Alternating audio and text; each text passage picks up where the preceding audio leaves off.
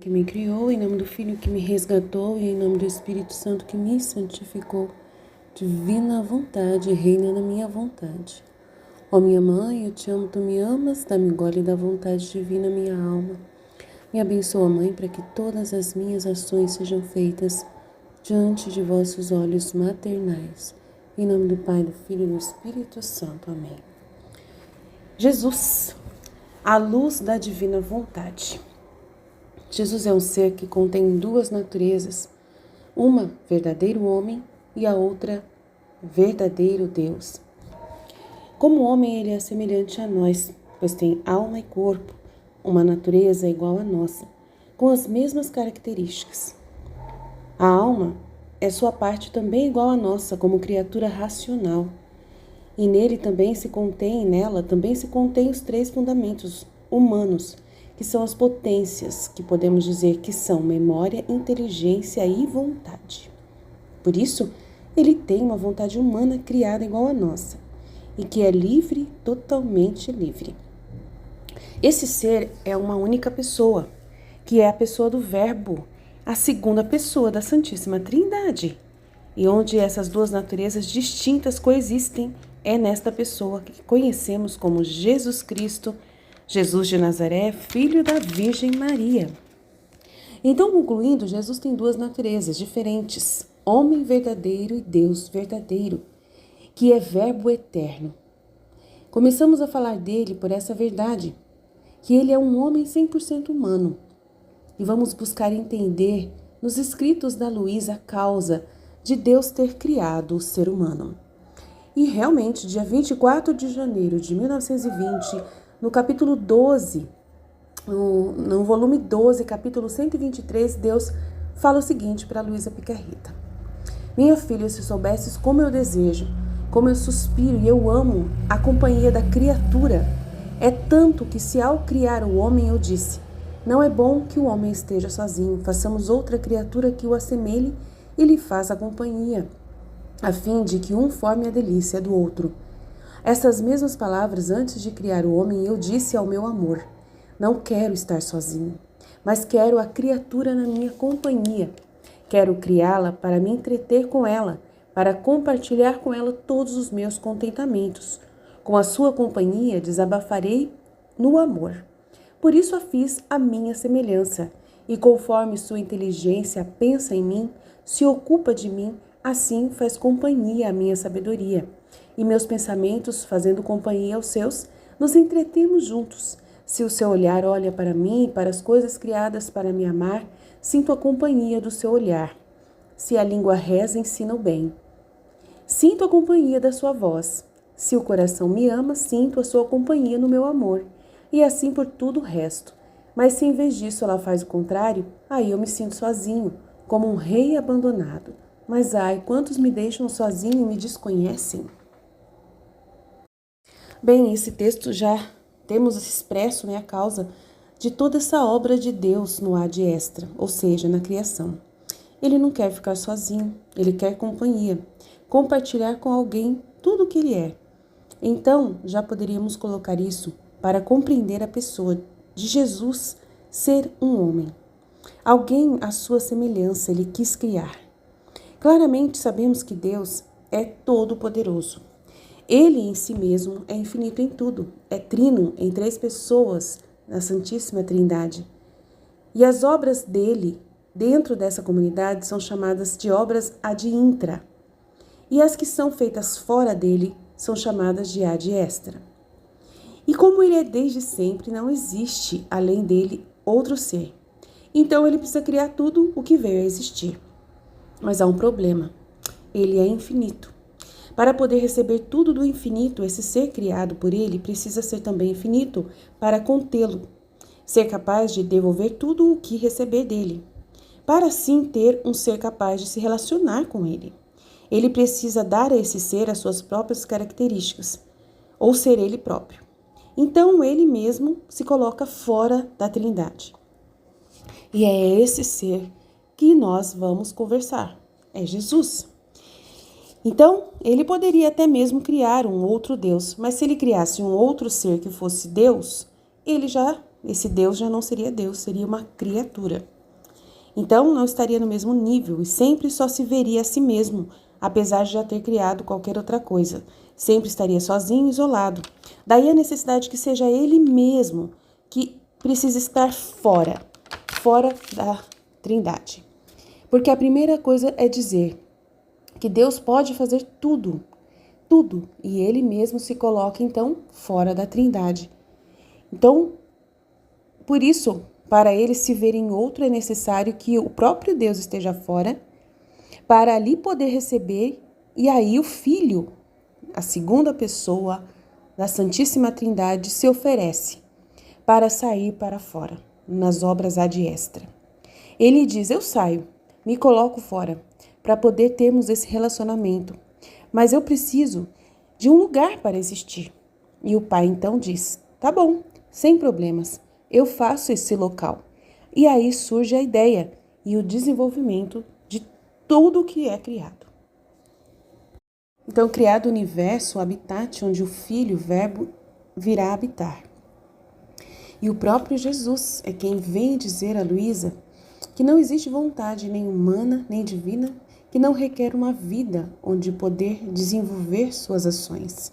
E o Verbo eterno, como segunda pessoa da Trindade, tem a sua vontade como força motriz, que o move como Deus, que é, e a vontade divina, e que requer ter uma vida, e que a vontade divina requer uma vida, ou seja, um local onde possa se desenvolver e fazer suas ações fora da Trindade.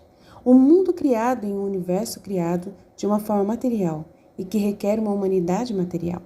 E aí vem daí a necessidade de criar o ser humano como tal, para que ele pudesse ser habitado pelo Verbo eterno.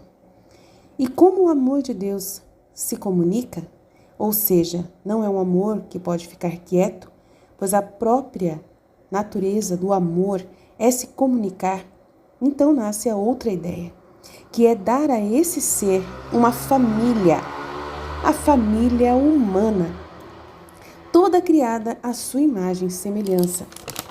A imagem e semelhança de Jesus, do Verbo, do primeiro ser criado com humanidade.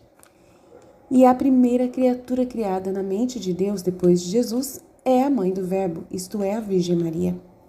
E todos os demais seres criados à sua imagem e semelhança são todas as criaturas humanas, que nós somos a sua família humana.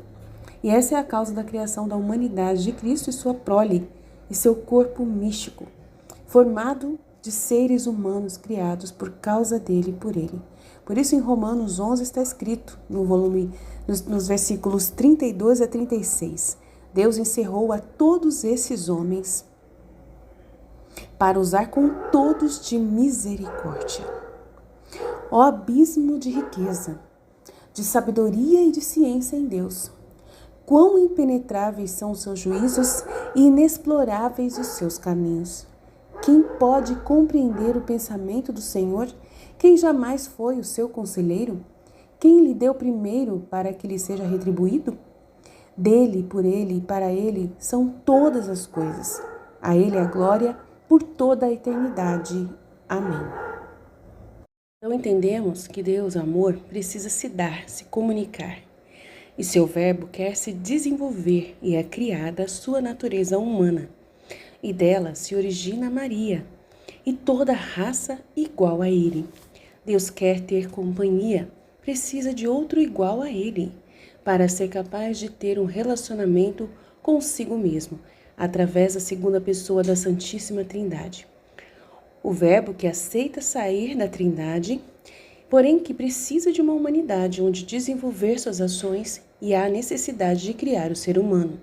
E esse ser criado serve para ser a vida da vontade divina na segunda pessoa da Trindade e pode ser desenvolvida na Terra.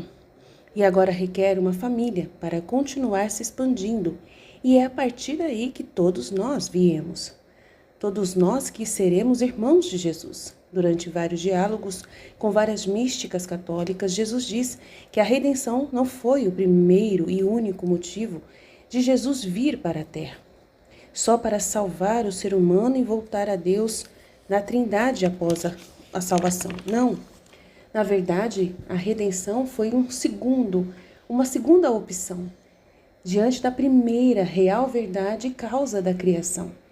Por ter o homem saído da comunhão com o Verbo e sua vida divina, ele precisa vir e é necessário vir para redimir o homem, como sendo aí uma segunda chance, uma segunda vida, colocando-o de volta no seu ponto de origem e então começar aquele relacionamento individual com Deus. Bem, então, sabendo de tudo isso, sabendo de tudo que Deus criou, o mundo animal, vegetal, mineral, os astros e todo o cosmos, temos então como no topo de tudo o ser humano, a obra-prima que é o homem. E este foi criado à imagem e semelhança da humanidade do Verbo encarnado. Quem é Jesus? É a satisfação da necessidade de Deus. Em Jesus, a vontade divina reina por natureza e no homem é por graça. Vamos ler então o Catecismo da Igreja Católica para poder entender o que o Catecismo disse. E a partir do 457, o Verbo se fez carne para nos salvar, reconciliando-nos com Deus. Foi Deus que nos amou primeiro e enviou o seu Filho como vítima de expiação pelos nossos pecados, conforme 1 João 4:10. O Pai enviou o Filho como Salvador do mundo e ele veio para tirar os pecados. Então, como a gente vê que no Catecismo está dizendo que o Verbo se fez carne somente para nos salvar.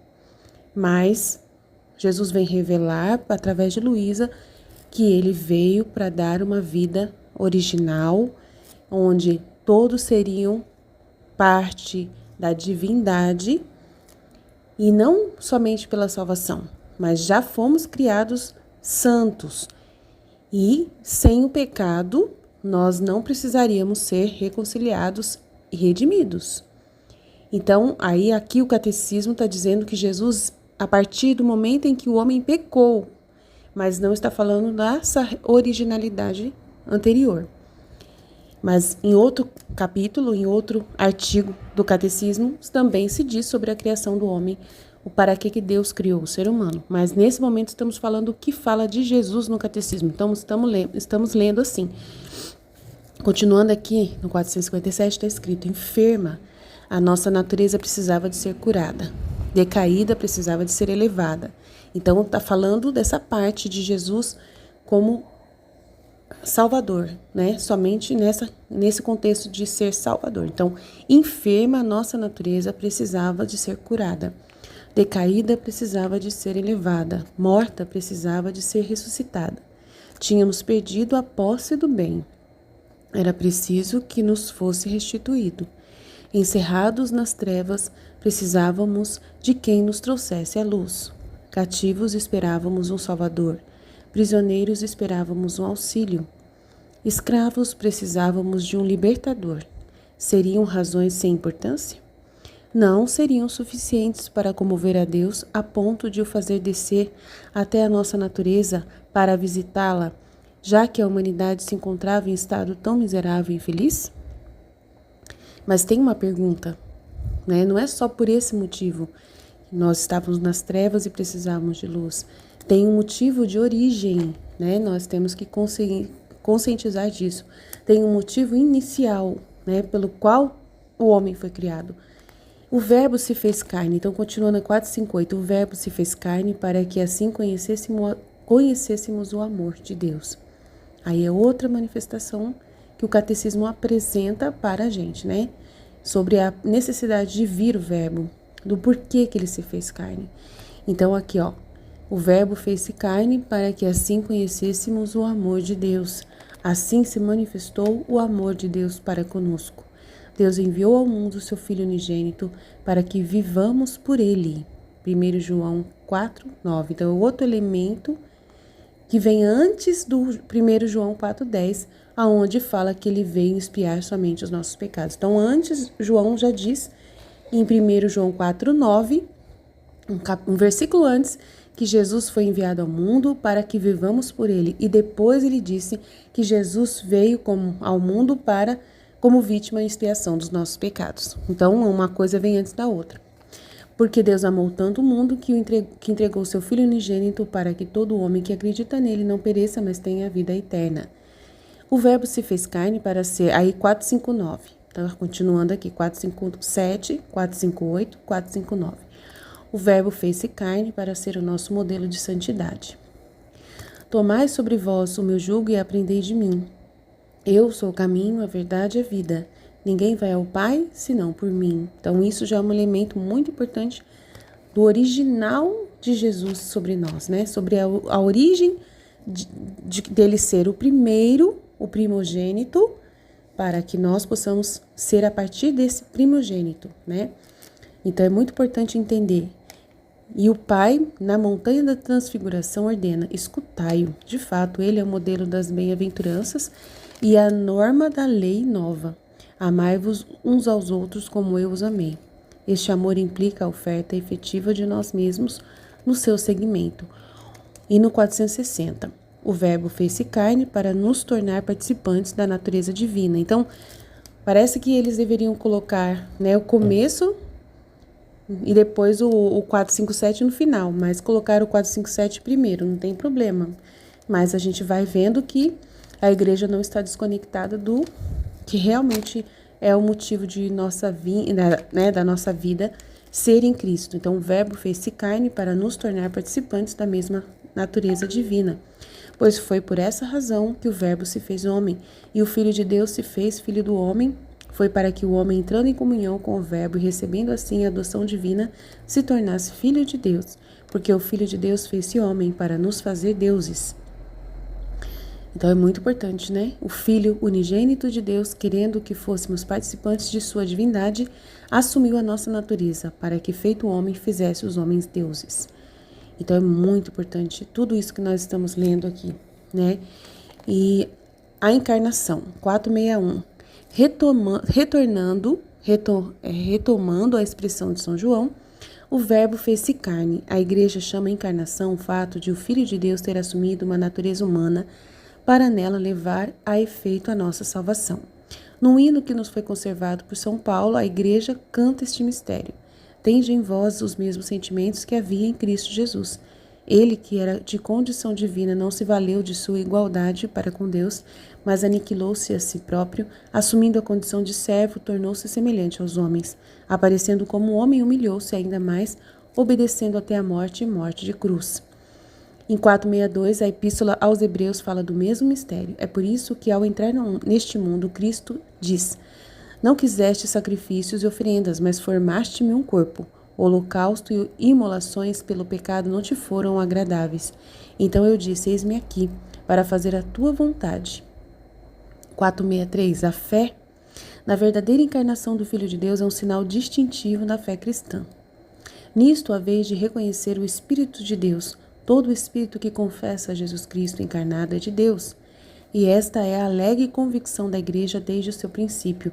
Ao cantar o grande mistério da piedade, ele manifestou-se na carne. E aqui diz em 464, o acontecimento único e absolutamente singular da encarnação do Filho de Deus não significa que Jesus Cristo seja em parte Deus e em parte homem, nem que seja o resultado de uma mistura confusa do divino com o humano. Ele fez-se verdadeiro Deus, verdadeiro homem, ele fez-se verdadeiro homem, permanecendo verdadeiro Deus. Jesus Cristo é verdadeiro Deus e verdadeiro homem. Esta verdade de fé teve a Igreja de a defender e clarificar no decurso dos primeiros séculos perante heresias que a falsificavam. As primeiras heresias negaram menos a divindade de Cristo que sua verdadeira humanidade. Desde os tempos apostólicos que a fé cristã insistiu sobre a verdadeira encarnação do Filho de Deus vindo na carne, mas a partir do século III, a Igreja teve que afirmar contra Paulo de Samosata, num concílio reunido em Antioquia, que Jesus Cristo é Filho de Deus por natureza e não por adoção.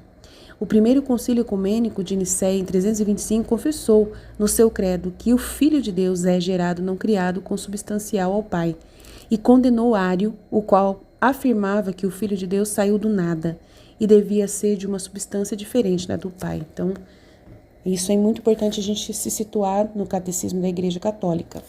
E vamos ler também o que Jesus fala para Luísa no volume 29, capítulo 31, dia 3 de agosto de 1931. Ele diz para ela: minha filha, a criação do homem foi o centro onde nossa divindade concentrava todos os bens que deviam surgir na criatura. Colocávamos nela vida divina e vontade divina, vida humana e vontade humana. A vida humana devia servir-nos de habitação, e as duas vontades fundidas juntas deviam fazer vida em comum, com sumo acordo, mas sim a vontade humana devia tomar da nossa para formar seus atos, e a nossa devia estar em ato contínuo de dar do seu, para fazer com que a vontade humana fique modelada e toda uniformizada na divina vontade. Agora não há vida, tanto humana, espiritual e divina, que não tenha necessidade de alimento para crescer, para fortalecer-se, embelezar-se e congratular-se. Nós colocávamos nossa vida divina no homem porque era incapaz de receber toda a plenitude de nosso ser divino. Colocamos nele quanto podia conter de nossa vida, dando-lhe liberdade de fazê-la crescer quanto mais pudesse e quisesse. Mas nossa vida no homem, para crescer, tinha necessidade de alimento. Eis a necessidade de pôr nele uma vontade divina. E a nossa vida divina não se teria adaptado a alimentos de vontade humana. Por isto, todos os atos da criatura feitos em virtude e em nossa vontade divina serviriam para alimentar e fazer crescer nossa vida divina nela. De modo que, conforme ia fazendo seus atos em nosso fiat, agora tomava nosso amor e nos alimentava. Agora tomava nossa força, agora nossa infinita doçura, agora as nossas alegrias divinas para nos alimentar. Que ordem, que harmonia colocávamos ao criar um homem entre ele e nós, até lhe pedirmos os nossos próprios alimentos por meio seu. Não porque tivéssemos necessidade, não, mas para manter o ímpeto de amor, a correspondência, a união inseparável entre ele e nós. E enquanto ele se ocupava de nossas coisas, nós nos ocupávamos de alimentá-lo e de conservar nosso amado quarto nele. E não só isso, mas dávamos-lhe outros dons mais belos para fazê-lo mais feliz, amá-lo mais e fazer-nos amar mais. Mas queres saber quais são os nossos dons mais belos que damos à criatura? Manifestar-lhe um conhecimento de nosso Ser Supremo, uma verdade que nos pertence, um segredo nosso, isto é, o dom mais belo que lhe damos. Cada um destes dons é um vínculo demais que colocamos entre ele e nós. Cada nossa verdade é uma propriedade que colocamos em sua alma. É por isso que na alma onde reina nossa vontade encontramos nossos alimentos divinos, coisas nossas, nossas próprias propriedades, quanto a criatura é possível conter. O nosso quarto nele. Portanto, encontramo-nos na nossa casa nele, no nosso centro nele, no meio de nossas próprias propriedades nele. Veja então o que significa fazer reinar nossa vontade e o grande bem de fazer conhecida essas nossas verdades. Cada conhecimento nosso leva um dom distinto em si. Quem leva a luz, quem a força, quem a bondade, quem a sabedoria, quem o amor e assim do resto. Cada um deles liga a criatura de modo especial a Deus e Deus a ela. Por isso deve saber corresponder aos tantos dons que o teu Jesus te fez e vive sempre em nosso querer. Então é muito lindo tudo que Jesus está nos ensinando. E ele fala aqui que esses atos, né? Ele fala aqui, o seu olhar, se o seu olhar olha para mim e para as coisas criadas para me amar, é um ato que ele sente a presença da criatura, né? Ele sente a companhia no olhar quando a pessoa olha para coisas dele. Se a pessoa está rezando e falando alguma verdade divina, ele, né, e ensinando o bem para as outras, ele sente a companhia de sua voz. Se o coração dessa pessoa ama a Deus, está adorando a Deus, ele sente a companhia no amor. E assim todo o resto. Então, ele não se sente nunca sozinho, como o rei abandonado, mas sim sempre com a presença da criatura. Então, é muito importante isso, né, que a gente está aprendendo. Então, vamos começar a ver quem é o verbo quando Deus cria o homem. Em Gênesis, ouvimos o relato de que Deus formou o corpo do homem com suas próprias mãos do barro da terra e que, tendo modelado, soprou nele, sobre sua estátua, né, a vida divina, né, o sopro de sua vida mesmo, para viver de acordo com sua vontade.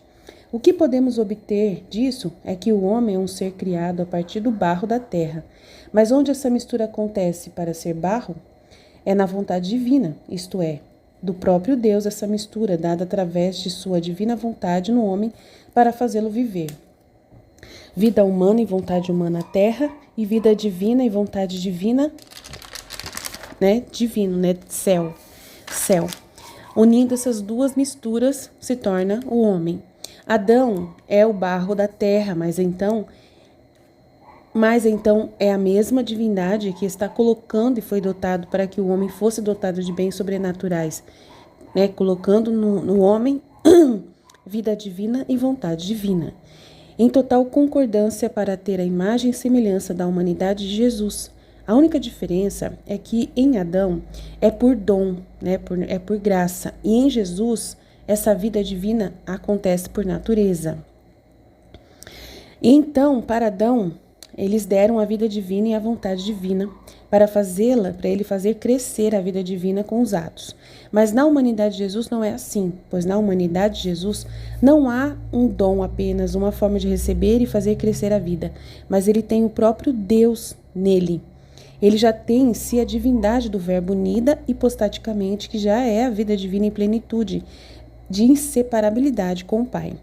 Uma diferença, claro, infinita entre o homem Adão e Jesus, homem.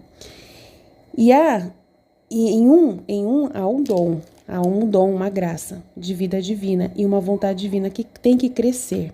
E no outro já é um Deus que não precisa crescer, é um Deus completo, que é Jesus.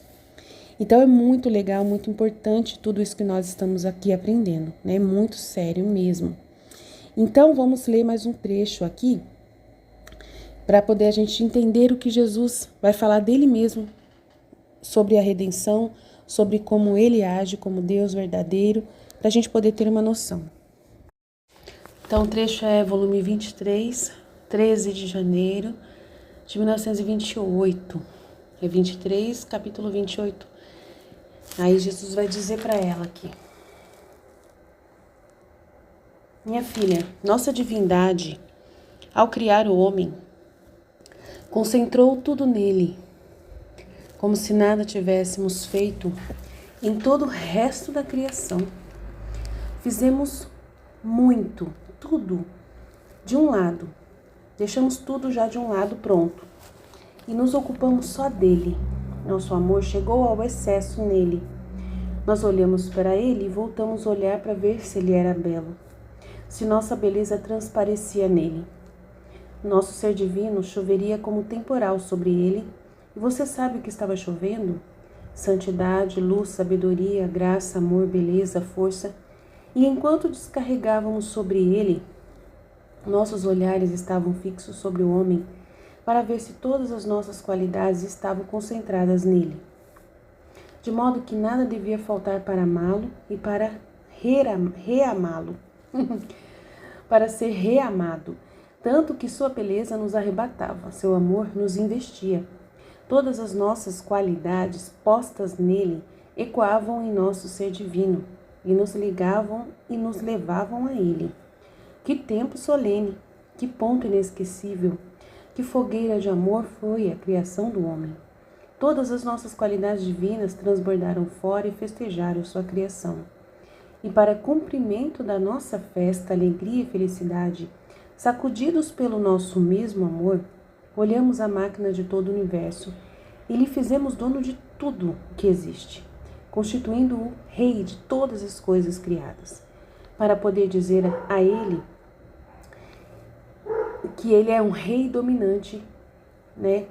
Quer dizer, para poder dizer a nós e a ele, rei dominante somos nós, rei e dominante é a obra de nossas mãos, o amado filho dado à luz no desabafo do nosso amor. Teria sido inconveniente, não decoroso para nós, fazer de nosso filho um servo diferente de nós, na semelhança e no domínio.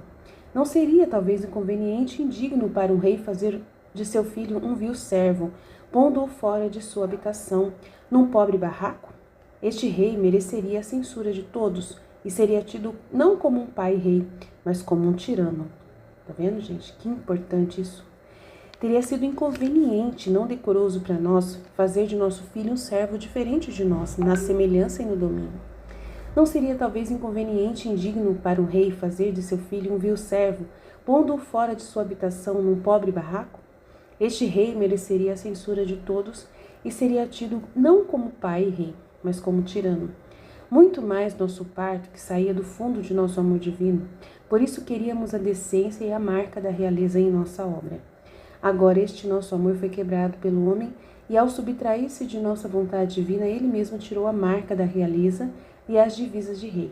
Mas por parte nossa nada mudou, e persistimos em nossa vontade de fazer da obra de nossas mãos o filho rei e não servo. E por isso em toda a história da criação voltamos ao assalto e ao cumprimento de nossa vontade. E chamamos uma desta estirpe, e pondo todos de um lado, como se nenhum outro existisse, renovamos a solenidade da criação do primeiro homem. A fogueira do nosso amor forma ondas altíssimas e faz-nos ver todo o amor. E pondo aquela nestas ondas, apesar da nossa onividência ver tudo, pomos tudo de lado, e com ela renovamos o grande prodígio do primeiro ato da criação. Fizemos isto com a rainha soberana, e não rompendo ela nosso amor e conservando ela a vida de nossa vontade, tem o título e o direito de rainha. Oh, como se alegra nosso amor! Faz festa ao ver nela a primeira rainha das obras de nossas mãos criadoras. Mas nosso amor, não contente de ter uma só rainha, não foi esta a nossa vontade na criação. Então nosso amor, transbordando fortemente e pondo fora suas ondas contidas, chama outra e concentra nela toda a obra da criação. Chove sobre ela como chuva densa, transborda suas qualidades divinas para ter a segunda filha rainha e para fazê-la formar os fundamentos do reino de nossa vontade, para que possamos ter o séquito dos nossos filhos, todos reis e rainhas a partir dela.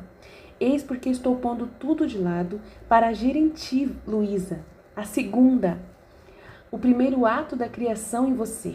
Meu amor me forma um encanto, que enquanto olho aos demais, me faz ter o olhar fixo somente em ti, e me faz chover tudo o que se requer para me fazer formar o reino da minha vontade em ti, Luísa. Eu faço como um pai que, tendo colocado os outros filhos e devendo colocar outro, não pensa nos primeiros, nem nos que deve colocar depois, senão que, pondo todos os demais a um lado, pensa só naquele que está por colocar. E se o filho é bom e aquela que escolheu é digna dele, o pai não repara em gastos, adota de maiores riquezas, prepara-lhe uma habitação suntuosa. Em suma, põe fora todo o seu amor paterno. Assim faço eu, quando se trata de realizar a finalidade da criação, como é o reino da minha vontade entre as criaturas. A quem chamo pela primeira, não lhe deixo faltar nada, tudo concentro nela, sabendo que tudo será herdado por aqueles que a seguirão. Nós. Então é muito maravilhoso, né, o que nós estamos estudando. Então, e eles deram muito, né, de sua vida e de sua vontade para que o homem pudesse fazer essa vida crescer, tanto quanto ele pudesse. Mas tem a limitação. Está até onde ele gostaria, mas sempre em forma finita, por causa que o homem, com sua própria vontade, que deveria fazer crescer em si essa vida divina. Mas na humanidade do verbo, é o mesmo verbo divino que se coloca como vida. E é uma humanidade divinizada pelo Deus encarnado, livre, porém, numa humanidade dele também pequena, que buscou viver só da vontade divina do Pai, com atos completos. Então a gente vai ler, né, o que Jesus viveu, e para poder entender tudo isso que a gente vamos pegar os trechos aqui, que vamos fazer entender essa ação divina em Jesus também, e essa ação divina que Jesus vive na criatura, com a sua vida divina na criatura. Então ele agora vem no ser humano para poder dar um dom que ele mesmo vai atuar com sua vontade e sua própria vida divina na criatura humana. Então é muito grande o que Jesus tem formado em nós. E a gente vai ler sobre isso, como que pode o homem chegar a alcançar, né, um patamar de altura muito grande, de finalidade, né, de alcançar essa finalidade que Deus deseja através da ação divina de Jesus em nós. Então aqui, vamos ler aqui a natureza humana que se faz dominar pela divina vontade, é campo de sua ação. É uma terra florida. 30:26, dia 13 de abril de 1932.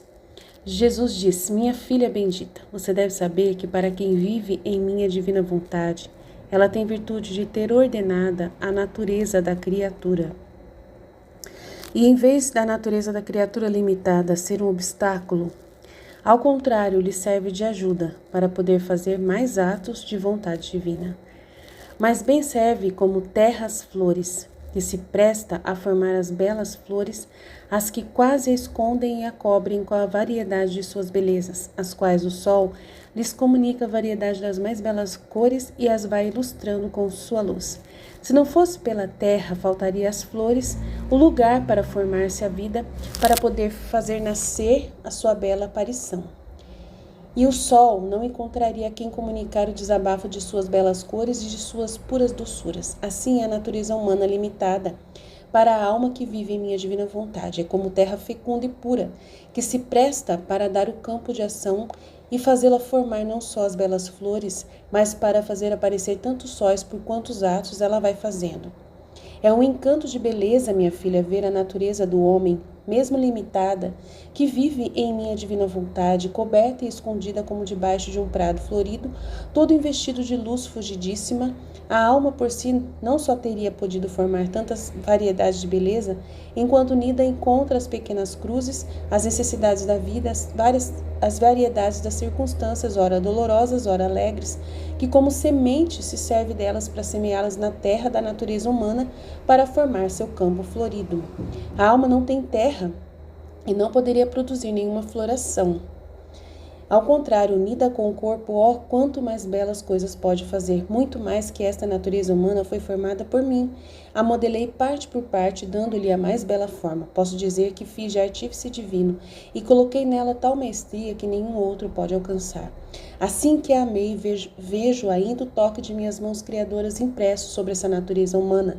Por isso ela também é minha, me pertence. O todo está no acordo completo, natureza, alma, vontade humana e divina. Quando está assim, que a natureza se presta como terra, a vontade humana está em ato de receber a vida da vontade divina em seus atos. Faz-se dominar em tudo, não conhece outra coisa em todas as suas coisas, senão somente a vontade divina. Como vida, atriz, portadora, conservadora de tudo. Então tudo é santo, tudo é puro e belo. Meu Fiat está sobre ela com seu pincel de luz para aperfeiçoá-la, divinizá-la e espiritualizá-la. Por isso tua natureza humana não pode ser obstáculo aos voos em minha vontade, mas pode servir de obstáculo à tua vontade, ao qual deves ter sempre na mira de não dar-lhe vida, que de tua terra não há o que temer. Aquela se tem, recebe, e dá o que tem recebido, e mais, dá demais e muda as sementes em flores, em plantas, em frutos, e se está em seu mudo silêncio e fica como uma terra estéril. Então a natureza humana não atrapalha a vida na divina vontade. Olha que grande isso. Em outro trecho ele vai falar sobre o dom, né? Como é o dom de viver na vontade divina. É capítulo 28, abril 30, né? 30 de abril de 1932, volume 30, tá? Minha filha, como és pequena, vê-se que a tua pequenez não se sabe elevar na potência, imensidão, bondade e magnanimidade do teu Criador. E desde a tua pequenez mede a nossa grandeza e generosidade. Pobre menina, se perde em nossas intermináveis posses.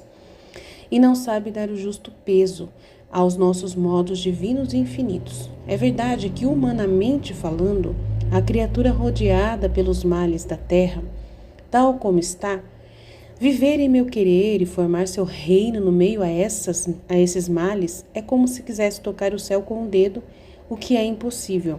Mas o que é impossível aos homens é possível para Deus.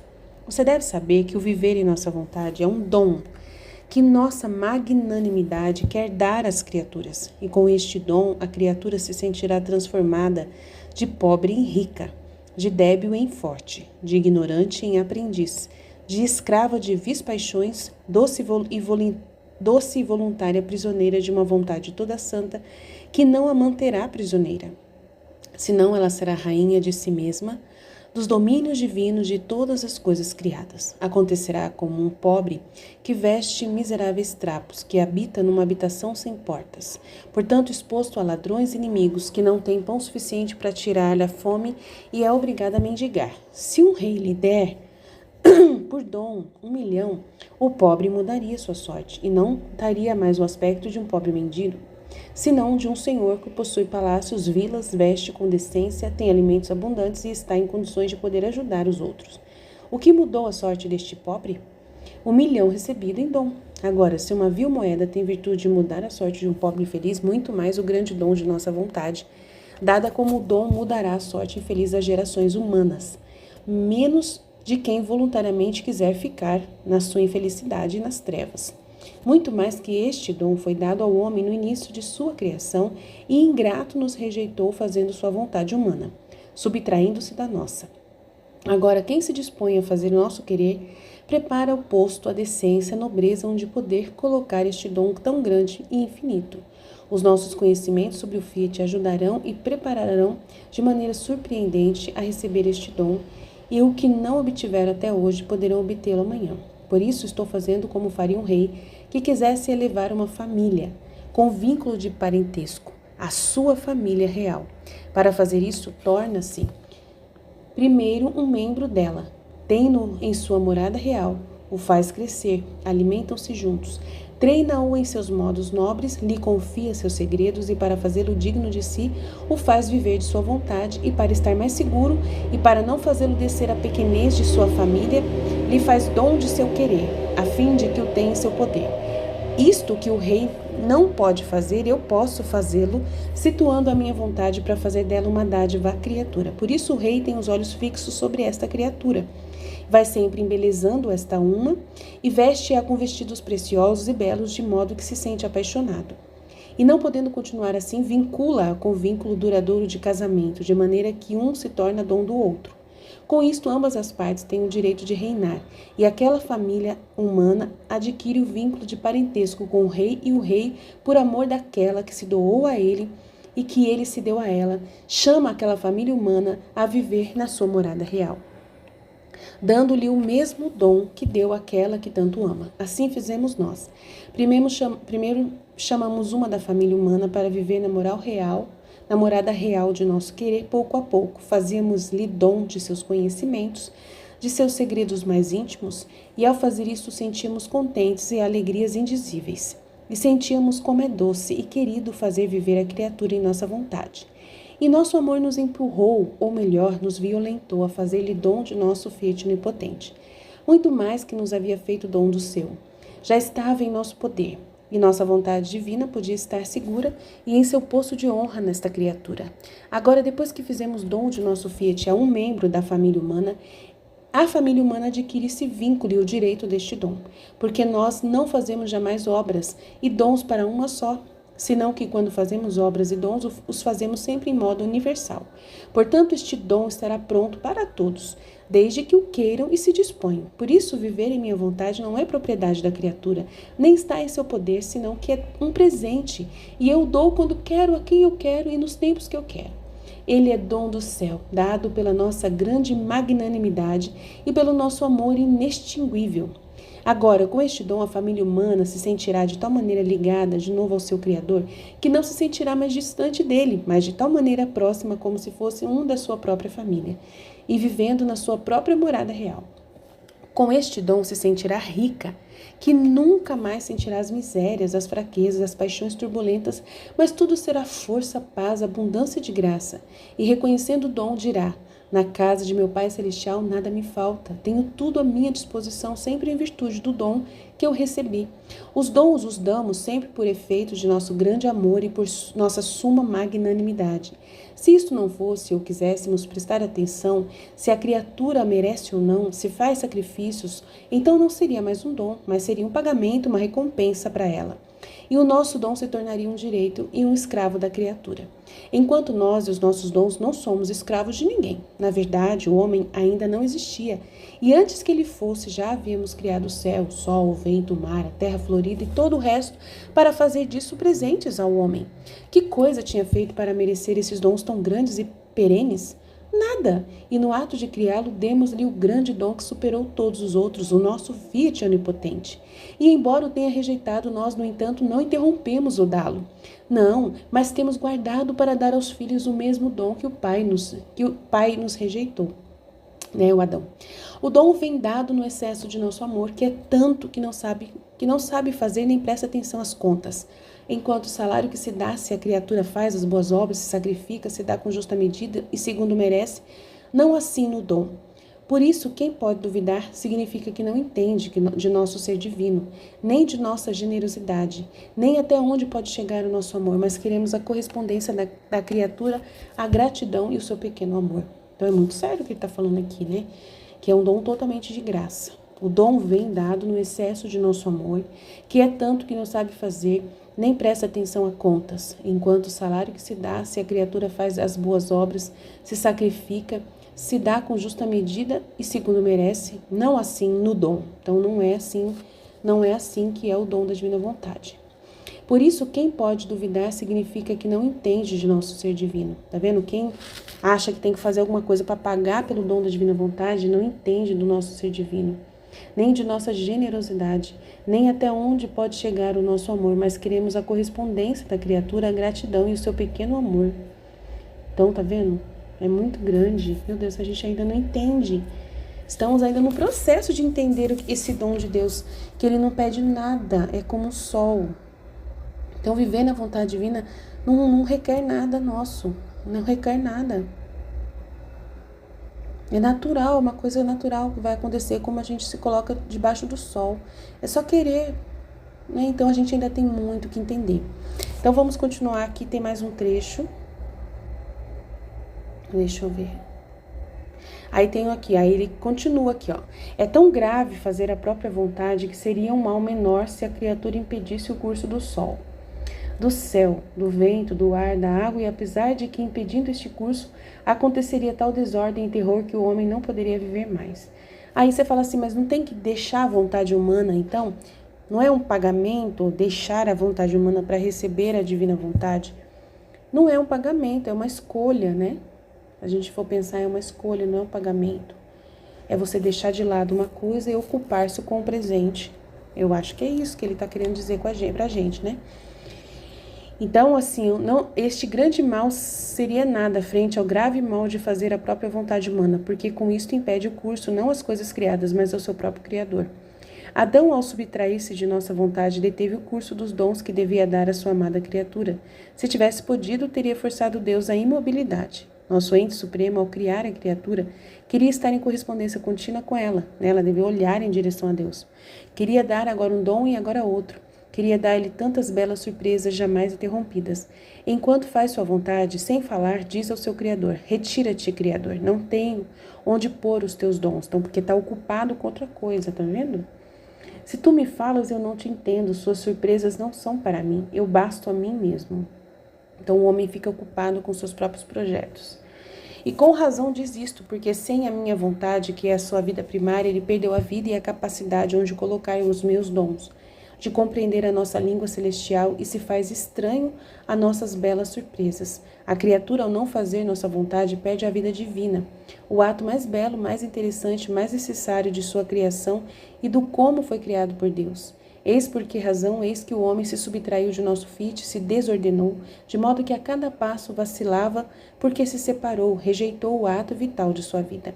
E do ato estável e permanente, que devia viver com ele como uma só vida, qual é nossa vontade divina, de modo que nos sentimos imobilizados pelo homem, porque queremos dar e não podemos, queremos dizer e não nos entende. E como se de longe fizéssemos ouvir os nossos lamentos dolorosos com dizer-lhe: ó homem, basta, volta a chamar em ti aquela vontade que rejeitaste. Ela não toma em conta teus males, e se a chamas, ela está pronta a tomar posse e a formar seu reino em ti. Reino de domínio, de paz, de felicidade, de glória, de vitória para mim e para ti. Não queiras ser mais escravo nem viver no labirinto de teus males e misérias, assim não te criei. Se não te criei rei de ti mesmo, rei de tudo, por isso chama minha vontade como vida e te fará conhecer sua nobreza e a altura de seu posto em que foi posto por Deus. Então é isso que Deus quer que nós vivamos. É o trecho, volume 30, continuação do outro, né, capítulo 29. Agora vamos pro 30, né, o 30, capítulo 30.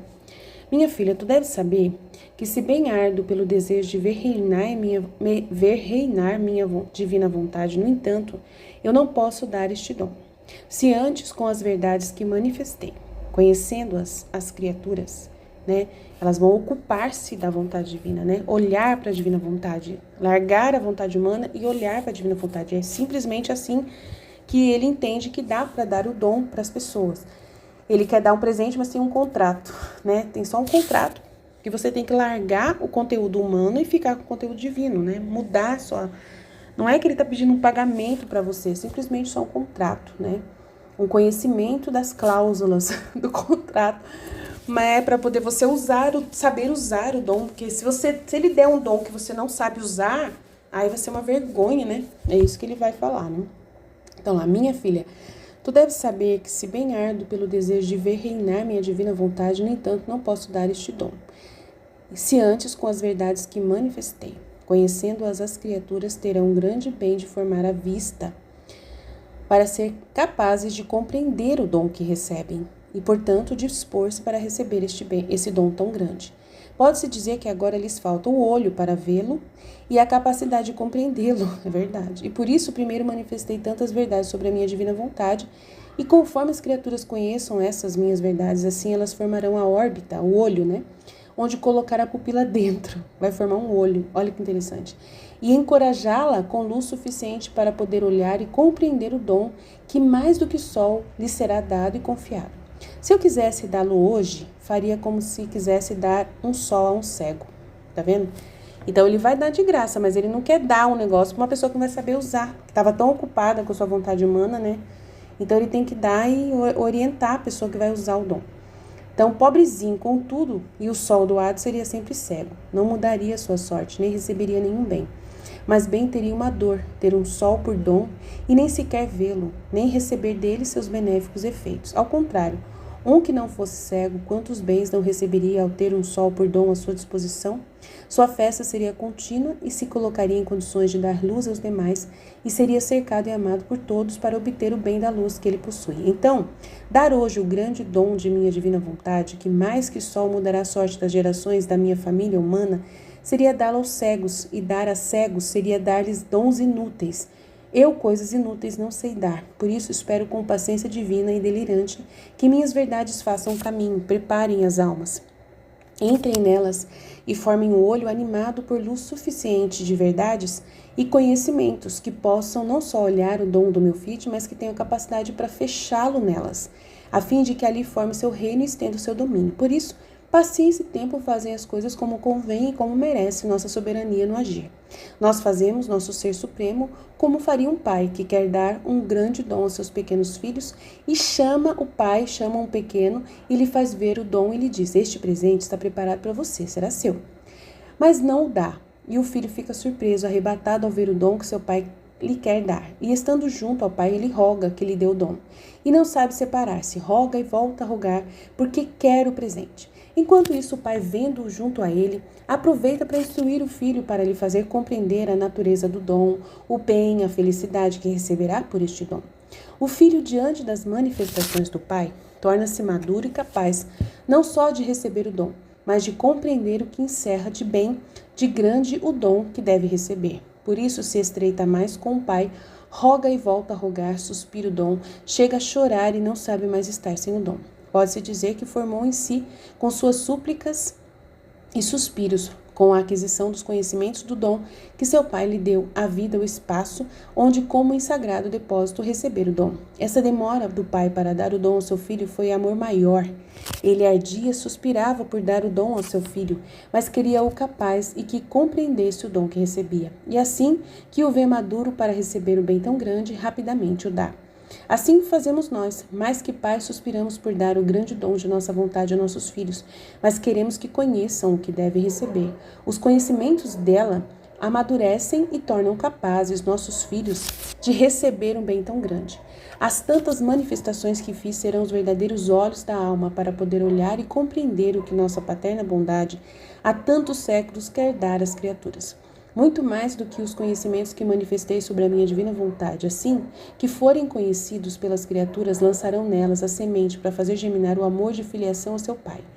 Sentirão nossa paternidade que, se quiser que façam sua vontade, é porque as ama e quer amá-las como filhas para lhes compartilhar seus bens divinos. Portanto, nossos conhecimentos sobre o Fiat divino as farão habituar-se a viver como filhas, e então cessará toda maravilha, porque nosso ente supremo dá o grande dom de nossa vontade a seus filhos. É direito dos filhos receber as propriedades do Pai, e é dever do Pai dar seus bens aos filhos. Quem quer viver como estranho não merece as posses do Pai, muito mais que a nossa paternidade anseia, suspira, arde pelo desejo de querer dar este dom, a fim de que uma seja à vontade com os seus filhos. Então sim, nosso amor paterno repousará quando virmos a obra saída de nossas mãos criadoras no seio de nosso querer em nossa casa, e nosso reino povoado por nossos filhos queridos. Então essa é uma a proposta de Deus aí para nós.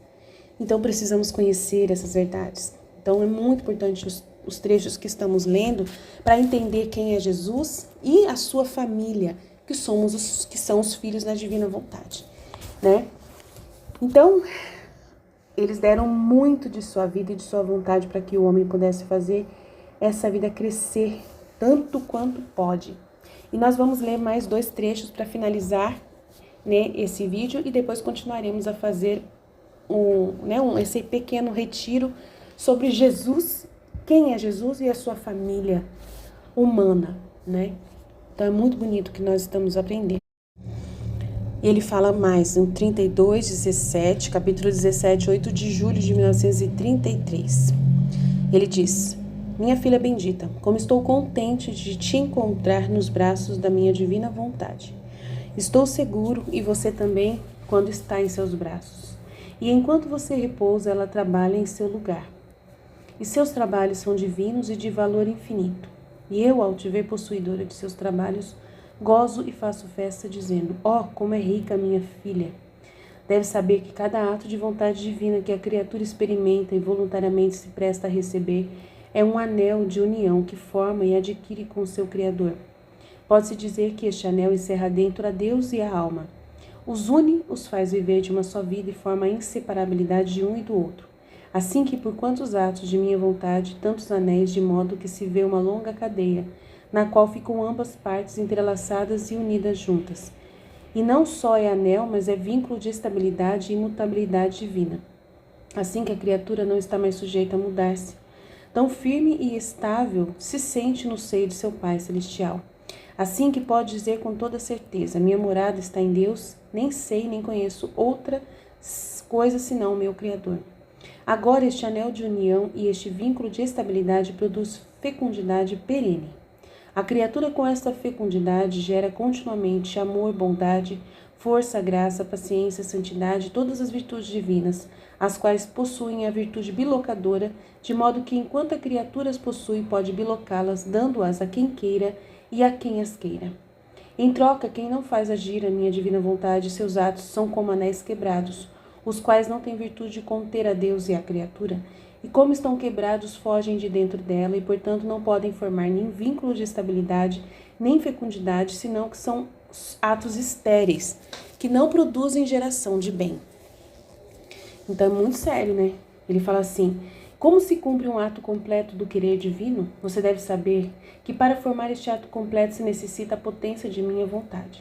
A criatura por si só não pode fazê-lo.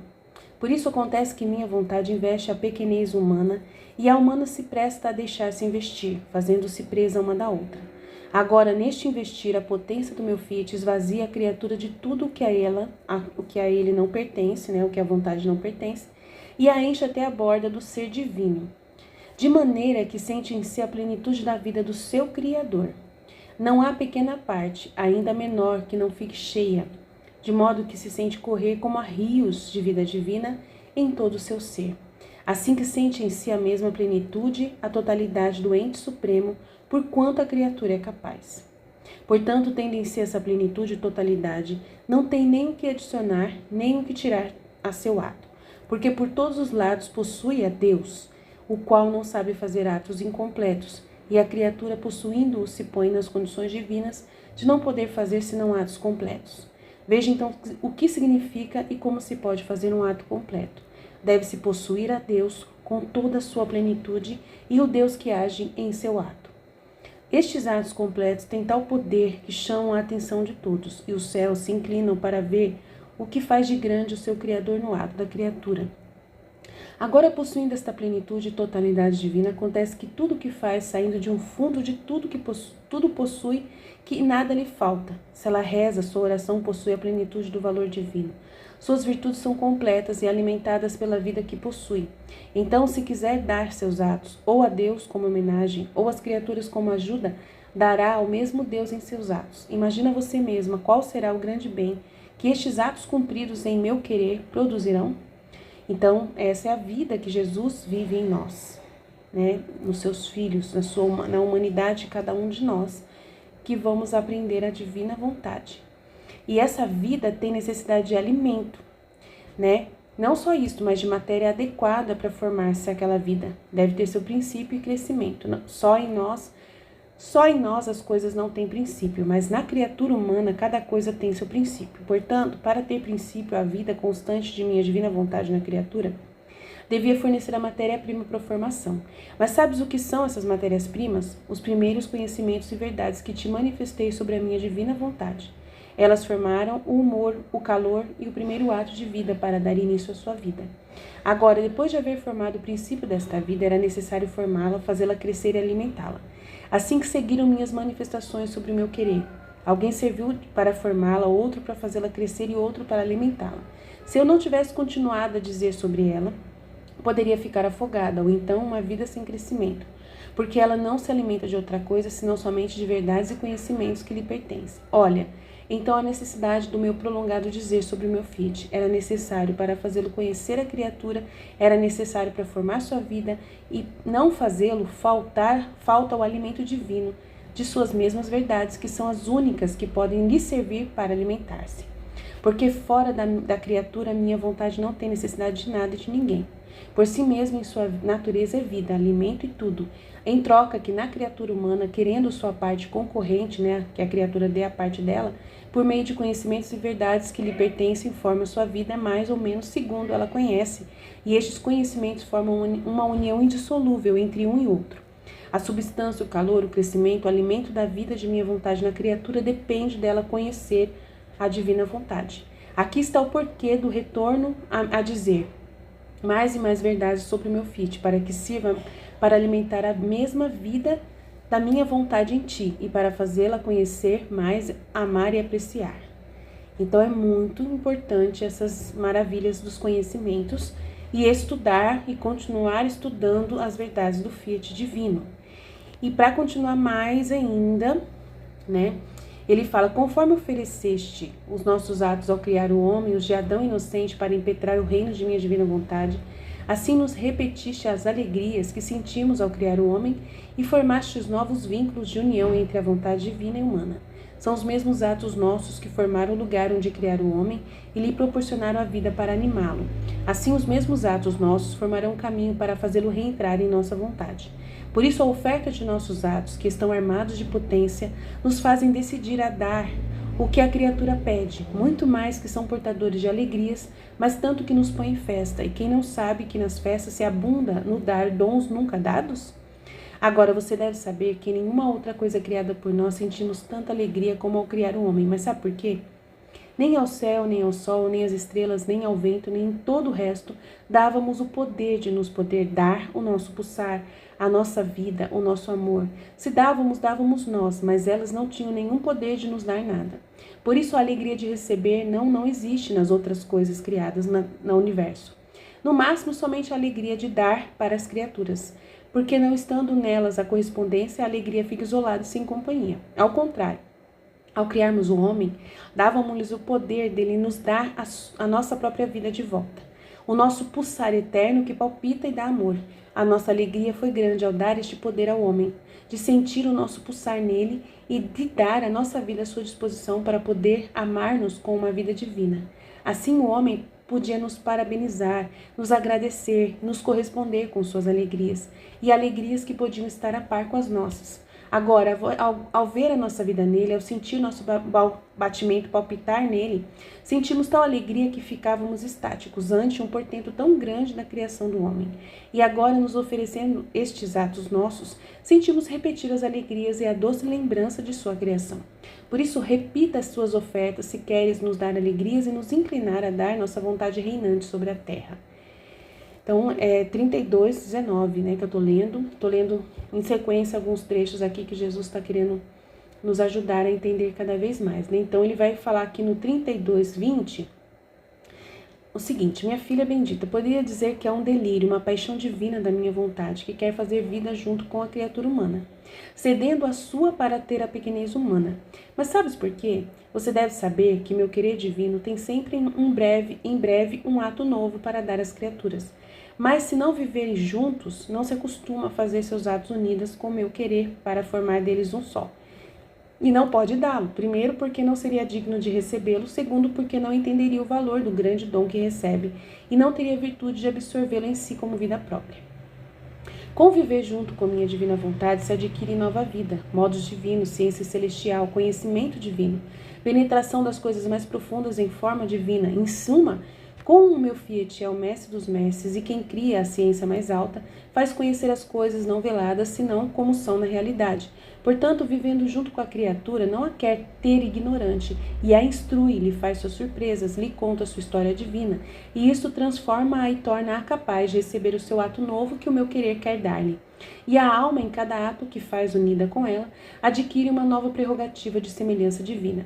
Conviver junto com o meu querer, a alma se afina, se embeleza e se torna em nossas mãos criadoras como uma tela adequada nas nossas mãos para pintarmos. Que quanto mais bela, mais fina é a tela, mais bela fica a imagem que quer pintar sobre essa tela. Parece que seus pincéis e suas cores adquirem mais arte, são mais capazes, muito mais, porque põem ao vivo as cores sobre uma tela finíssima.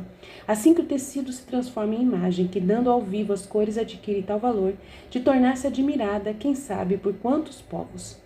Agora, mais que pintor divino é minha vontade, não se cansa jamais de dar nova beleza, santidade e ciência nova, e está esperando um ato feito junto com ela para enriquecê-la, para fazer-se conhecer demais e fazer uso de seus pincéis divinos, para elevá-la a tal altura e especial beleza de fazê-la ser admirada, quem sabe por quantas gerações, de modo que todas a chamarão bem-aventurada, e que tem o bem de olhá-la e de se sentirá feliz.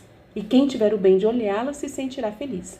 Todos os atos novos recebidos de Deus, em virtude do que tem feito em meu querer, a louvarão e exaltarão, a farão conhecida como a obra mais bela do meu Fiat divino.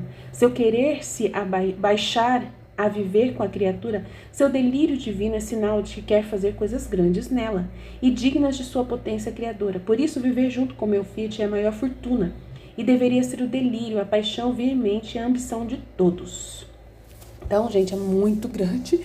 É lindo demais o que a gente está aprendendo, né? Então, vamos lá. Tem mais um trecho aqui, que é 12:18. Minha filha, eu não fazia outra coisa senão dar-me em poder da vontade do Pai. Isso é Jesus. Se eu pensava, pensava na mente do Pai. Se eu falava, falava na boca com a língua do Pai. Se eu operava, operava nas mãos do Pai. Também o respiro respirava nele. Tudo o que fazia ia ordenando como ele queria. Assim eu podia dizer que minha vida a desenvolvia no Pai, e eu era o portador do Pai, porque tudo encerrei em seu querer e nada fazia por mim. Meu ponto principal era a vontade do Pai, porque eu não punha atenção a mim mesmo, nem pelas ofensas que me faziam interrompia meu curso, senão que sempre voava mais a meu centro e minha vida natural terminou quando em tudo cumpria a vontade do Pai. Então isso é a vida de Jesus. Para viver na vontade divina, essa é a vida que ele viveu aqui na Terra.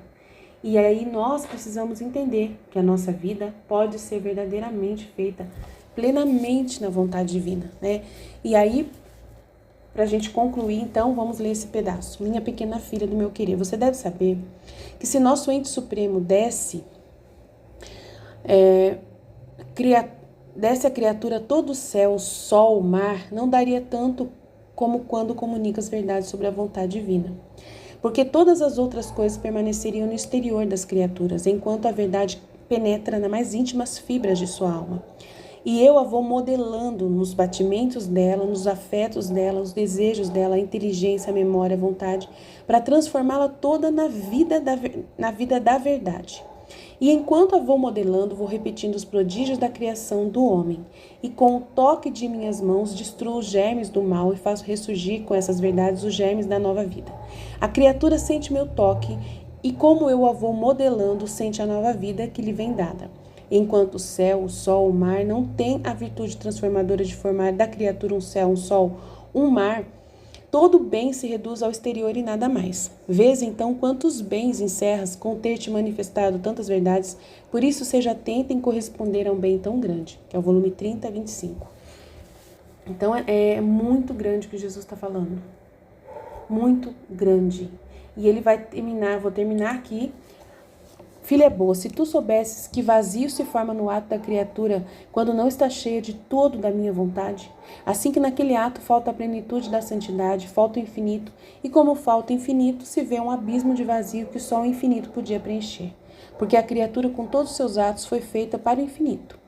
E quando em seus atos corre minha vontade, lhe põe o infinito, e se vê o ato dela cheio de luz, que tem em seu colo de luz, e com a infinitude dentro, que o torna ato completo. Tá vendo?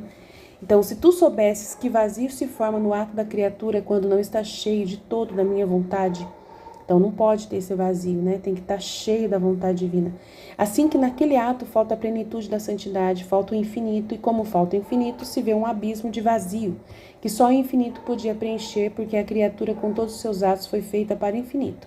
E quando em seus atos corre a minha vontade, lhe põe o infinito, e se vê o ato dela cheio de luz, que tem em seu colo de luz, e com a infinitude dentro, que o torna ato completo.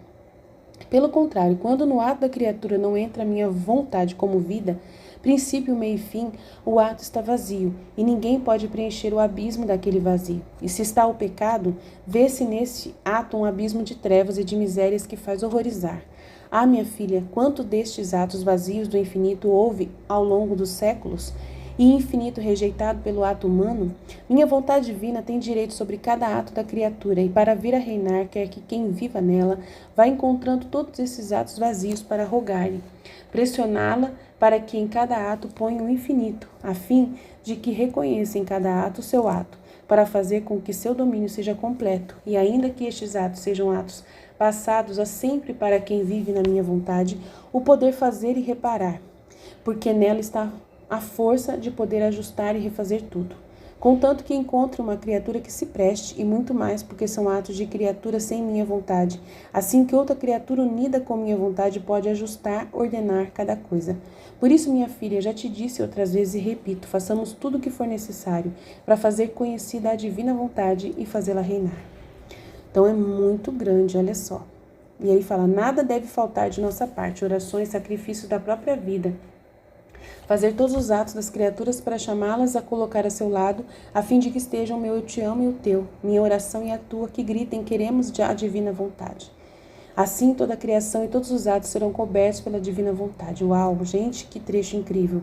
E ela será chamada por cada ato de criatura de todos os pontos, desde cada coisa criada.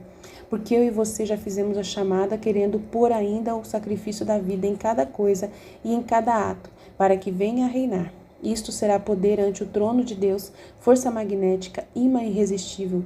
O que todos os atos gritem que querem a divina vontade reinante no meio das criaturas. Mas quem é que grita?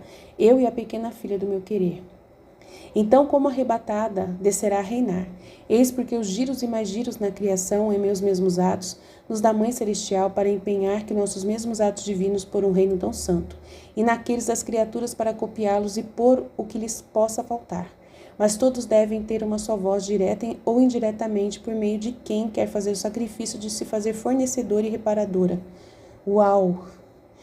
Para obter que venha a reinar no meio das gerações. Por isso, o que te faço fazer e que eu faço junto contigo são atos necessários, preparativos, formações, substâncias capitais que se requerem. Quando tudo tivermos feito por minha parte e por parte sua, de modo que nada falta, poderemos dizer, tudo fizemos, não nos resta outra coisa que fazer. Assim como eu disse na redenção, tudo fiz para redimir o homem, meu amor não sabe que outra coisa inventar para colocá-la a salvo. E fui ao céu esperando que tomasse o bem, que com o sacrifício de minha vida lhes havia formado e dado. Assim, quando nada mais ficar por fazer pelo reino da minha vontade sobre a terra, também tu poderás vir ao céu, esperando na pátria celestial que as criaturas tomem as substâncias, o capital, o reino que já está formado do Fiat Supremo. Por isso te digo sempre, seja atenta, não omitas nada. Quando se pode fazer outra coisa, façamos a nossa parte para formá-lo. Sairá de si e irá adiante o seu reinar. Uma coisa se necessita para sacrifício para formá-lo, que para tirá-lo se faz rápido, mas para formá-lo se requer quem põe a própria vida, o sacrifício de uma vontade sacrificada com atos contínuos na minha vontade. Uau! Gente, tive uma luz tão grande nesse trecho que eu tô aqui chocada. Recebi uma luz incrível, nova, inédita, assim, né? Jesus falando no meu coração que, assim, quando eu estou ajudando as pessoas, falando da verdade do FIT para elas no ato que elas fizeram e elas não entenderam, eu estou ajudando elas a completar o ato, né? Que faltou o entendimento daquilo. Por exemplo, uma pessoa veio falar para mim que ela tá com depressão e que ela não tá conseguindo, né, fazer as meditações e que ela não tá vendo sentido na divina vontade para essa doença da depressão. E aí eu peguei e conversei com Jesus e pedi para Jesus dar uma orientação para ela. E eu fui e falei para ela o que Jesus tinha dito sobre ingratidão, dela ter gratidão, se ela é capaz de fazer sacrifícios, né, para poder, por ela mesma, para ir na academia, apesar de estar doente, ela podia fazer um sacrifício por Deus. Que se ela fizer por Deus, ela vai estar fazendo o ato na divina vontade, fazer tudo por causa de Deus, não fazer por causa de família, de marido, de médico, de psiquiatra, dela mesma, mas fazer por causa de Deus. Se ela fizer por causa de Deus, ela entender que ela, nesse momento de depressão, ela pode reparar todos os atos de pessoas que viveram na depressão e não fizeram a caridade, né? Eu não falei isso tudo para ela, eu tô falando agora, né? Eu falei alguma coisa, mas faltou isso aí. Agora eu tô gravando aqui. E aí, meu Deus, é assim, eu, Aline, com a verdade do FIT que está em mim, eu posso ajudar as pessoas a completar, a fazer os atos completos. Que os atos completos não podem ser vazios da compreensão, dos conhecimentos, das verdades do FIT. E da vida de Deus nesse ato, é o que falta, é o entendimento da criatura sobre o que Deus está fazendo no ato que ela está fazendo. E aí eu peguei e falei para ela, você está na agonia do Getsemane nesse momento, com Jesus, reparando e fazendo companhia a Jesus que estava depressivo na hora que estava na agonia do Getsemane. Então você com depressão, você está vivendo esse momento de Jesus refazendo, repetindo esses atos. E oferecendo por todas as almas que também viveram na depressão. Então, a sua oportunidade é enorme, enorme de viver isso. E eu não soube falar isso pra ela, toda assim, desse jeito. Mas eu tô recebendo essa luz incrível, incrível, incrível, incrível. Meu Deus do céu. Nesse trecho aqui, tá falando claramente sobre isso. Que o vazio que está formado no ato, para se tornar um ato completo, precisa se ter a verdade do ato, o que Deus está fazendo nesse ato, junto com a criatura, a parte divina, da vida divina que está sendo desenvolvida junto no ato da criatura. E eu tenho essa graça, essa ciência infusa, eu recebo isso e eu posso doar esse conhecimento para a pessoa. E ela entendendo, ela vai tomar posse e ela vai ter uma nova dimensão de entendimento. É o que eu faço com as pessoas com quem eu converso aqui no meu canal, né? No grupo do WhatsApp que eu formo as pessoas. Então a gente vive se comunicando essas verdades do FIT, dessa vida divina, através da ciência infusa que Jesus fala para mim. Uma pessoa vem, fala comigo e eu falo para ela, olha, você nesse momento foi Jesus, assim, assim, assado, Jesus estava no seu ato para reparação disso, disso, disso. Então ela não tem a luz sozinha, então eu tenho que ajudar ela a ter essa luz. Ela não tem o olho de luz formado, mas eu tenho, aí eu posso pegar e olhar esse ato que ela está contando para mim e colocar no significado do ato dela. E Jesus está falando que é isso, que é... Nossa, eu estou aqui encantada com essa luz que eu recebi, amém? Então, até o próximo vídeo, se Deus quiser. Jesus, eu confio em vós. Fiat, fiat, fiat. Deus abençoe em nome do Pai, do Filho e do Espírito Santo, amém.